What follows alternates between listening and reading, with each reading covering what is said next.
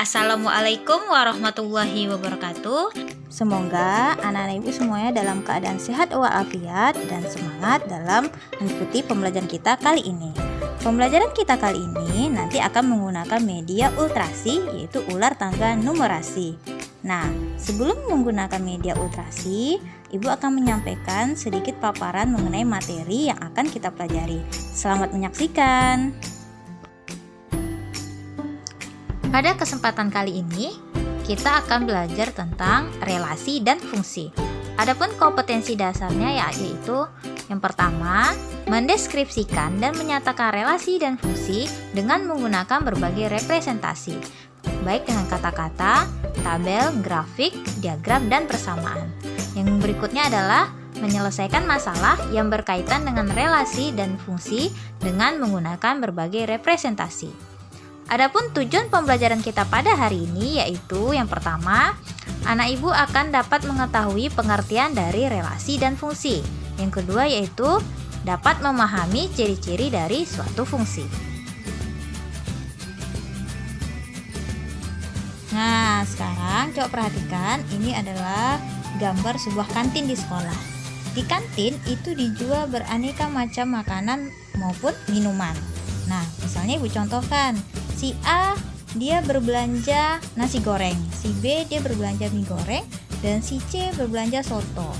Nah, antara A, B, dan C tadi dia dalam berbelanja makanan berupa nasi goreng, mie goreng, atau soto. Di sini terdapat sebuah relasi. Nah, apa itu relasi dan bagaimana menentukan relasinya? Pada hari ini kita akan mempelajarinya.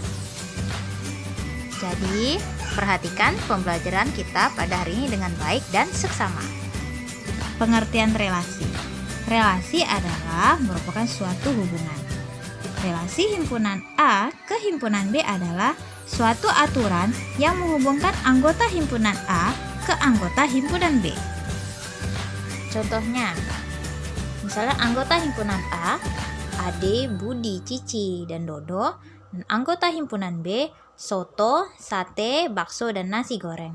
Relasi yang mungkin untuk memasangkan anggota himpunan A ke anggota himpunan B adalah memesan, menyukai, menjual, memasak, dan lain-lain. Adapun cara menyatakan relasi yaitu ada 3. Yang pertama dengan diagram panah, yang kedua himpunan pasangan berurutan, dan yang ketiga adalah diagram kartesius. Berikut adalah cara menyatakan relasi dengan menggunakan diagram panah. Di sini ada 2 buah himpunan A dan himpunan B yang mereka dihubungkan dengan relasi menyukai dan ditandai dengan adanya diagram panah yaitu dengan tanda panah. Yang kedua adalah himpunan pasangan berurutan. Nah, dari contoh yang tadi yaitu himpunan A dan himpunan B dengan relasinya menyukai, kita dapat membuat himpunan pasangan berurutannya adalah dengan cara membuat kurung kurawal di awal dan di akhir, kemudian antara setiap pasangan itu ditutup dengan kurung biasa. Yang pertama itu Ade sate, Budi soto, Cici bakso, Dodo pecel, dan Dodo sate. Yang ketiga adalah dengan cara diagram kartesius. Nah, dari contoh tadi kita bisa membuat diagram kartesiusnya antara himpunan A dan himpunan B. Diagram kartesius ini terdiri dari 2 buah garis, yaitu garis yang mendatar dan garis yang tegak lurus. Nah, himpunan yang sebelah kiri itu terletak pada garis yang mendatar. Di sini yaitu Ade, Budi, Cici, dan Dodo. Nah, yang tegak lurus adalah himpunan yang ke kanan, yaitu soto, sate, bakso, dan pecel. Nah, himpunan ini dihubungkan dengan titik-titik yang menghubungkan titiknya itu adalah koordinat antara Ade sukanya dengan sate, diletakkan sebuah titiknya di sana. Dan begitu juga selanjutnya untuk pasangan berikutnya. Pengertian dari fungsi atau pemetaan. Fungsi dari A ke B adalah relasi khusus yang memetakan setiap anggota himpunan A dengan tepat satu ke anggota himpunan B. Memetakan ini sama artinya dengan memasangkan.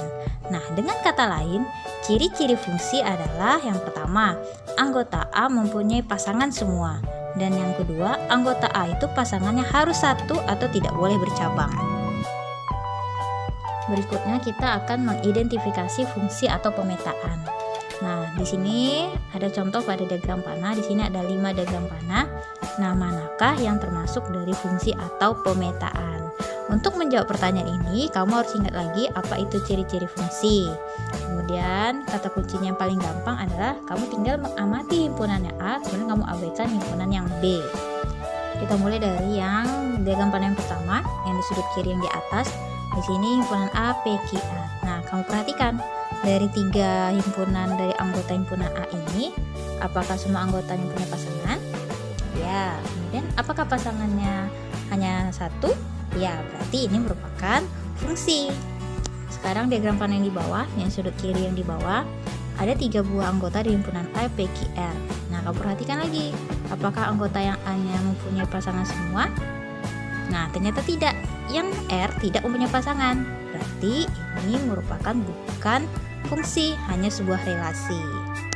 Nah, untuk diagram panah yang garis pertama yang sebelah kanan, anggota A ada PQR dan anggota himpunan B 1 dan 4. Nah, sekarang kamu perhatikan himpunannya A. Apakah semuanya punya pasangan? Ya, kemudian apakah pasangannya hanya satu? Ya, berarti ini merupakan fungsi. Sekarang diagram panah yang baris kedua yang di tengah, himpunan A anggotanya PQ dan himpunan B 1, 4, dan 7. Sekarang kamu fokus hanya amati himpunannya A, apakah semua punya pasangan dan apakah pasangannya satu? Ya, berarti ini adalah merupakan fungsi. Yang selanjutnya adalah diagram panah yang terakhir yang kelima, yaitu sudut kanan yang di bawah. Nah, itu anggota himpunan A-nya ada P dan Q, kemudian anggota himpunan B-nya 1, 4, dan 7. Nah, perhatikan anggota himpunannya A, apakah mempunyai pasangan semua? Ya, kemudian apakah anggota A pasangannya hanya satu atau tidak boleh bercabang? Ternyata anggota himpunan A ada yang bercabang, yaitu si Q. Q ada 2, yaitu 4 dan 7. Berarti ini diagram panah ini bukanlah fungsi. Nah, berikutnya adalah kita akan mengidentifikasi fungsi atau pemetaan dari pasangan berurutan. Dari 4 pasangan berurutan berikut ini, manakah yang termasuk fungsi atau pemetaan? Kamu harus ingat kembali apa itu ciri-ciri fungsi, dan kata kuncinya yang paling gampang adalah kamu amati yang sebelah kiri dan abaikan yang sebelah kanan. Sekarang kamu amati dari 4 pasangan berurutan berikut ini.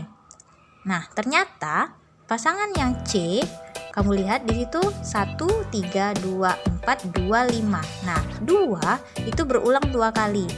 Berarti anggota himpunan yang A atau sebelah kirinya itu bercabang. Ini kan tidak boleh. Maka yang C merupakan bukan fungsi. Yang A, B, dan D adalah fungsi. Agar kamu lebih paham mengenai pembahasan kita pada hari ini, kita akan melakukan permainan ultrasi, yaitu ular tangga numerasi. Nah, sebelum kita bermain, ada aturannya. Adapun aturan permainannya di sini ada 7. Yang pertama, nanti kamu akan ibu bagi menjadi 4 kelompok. Kemudian, yang kedua, perwakilan kelompok akan melakukan pimpa untuk menentukan urutan bermain. Yang ketiga, anggota kelompok berganti menjadi bidak. Yang keempat, bidak bertugas melempar dadu, membacakan soal, berdiskusi dengan anggota kelompok, dan menyampaikan jawaban. Yang kelima, kelompok yang menjawab soal dengan benar akan mendapatkan 2 poin. Tetapi apabila jawabannya tidak benar, maka kelompok lain boleh memperebutkannya. Nah, kelompok yang tidak bisa menjawab dengan benar tidak boleh melempar dadu untuk 1 putaran berikutnya. Nah, permainan akan berakhir saat ada kelompok yang mencapai kotak finish atau sampai akhir pembelajaran.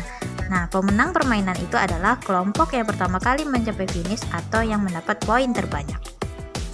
Nah, ini adalah papan dari permainan ultrasi, ular tangga numerasi, yang terdiri dari 25 kotak dan di setiap kotak ada angkanya. Nah, ini setiap kotak akan ada soal yang harus kamu jawab. Nah, misalnya saat kamu melemparkan dadu muncul angka 4, maka kamu akan melangkah ke kotak 4 dan akan ditampilkan soal nomor 4. Kamu akan berdiskusi dengan anggota kelompok kamu dan menjawabnya. Jika jawaban kamu benar, maka kelompok kamu akan mendapatkan tambahan 2 poin, dan jika salah akan dilempar ke kelompok lain dan kamu tidak bisa melanjutkan permainan untuk 1 putaran berikutnya. Permainan akan berakhir saat ada kelompok yang mencapai finish atau saat waktu pembelajaran kita telah habis, dan pemenangnya adalah yang mencapai finish atau yang mendapatkan poin terbanyak. Demikianlah video pembelajaran kali ini dengan menggunakan media ultrasi. Semoga dengan menggunakan media ultrasi ini bisa menambah semangat dan motivasi kamu dalam pembelajaran matematika. Terima kasih atas perhatiannya. Ibu akhiri, wabillahi taufik wal hidayah. Wassalamualaikum warahmatullahi wabarakatuh.